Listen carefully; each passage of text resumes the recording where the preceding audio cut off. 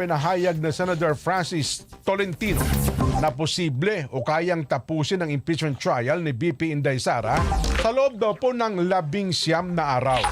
Sinabi ng chairman ng Senate Rules Committee na walang makakapigil sa 19th Congress na pagtibay ng rules of procedures para sa isang expedited impeachment trial.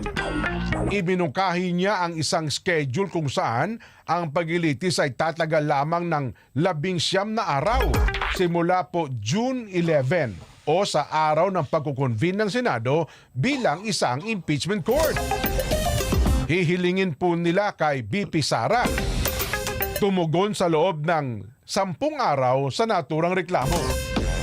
Pagkatapos, tutugon naman ang prosecutor sa June 22. Ang pag-usumite ng trial brief ay sa June 23. Samantalang ang opening statements ng dalawang panig ay maaaring gawin sa hapon ng June 23 habang ang prosecution ay maaaring magpresenta ng ebidensya nito June 24. Ang depensa ay makakatugon mula sa June 25 hanggang 26. Kung kinakailangan ng isang rebuttal ay maaaring itakda naman sa June 27. Ayon pa kay Tolentino, ipipresenta ng prosecution ang kaso nito sa umaga at ang depensa naman sa hapon.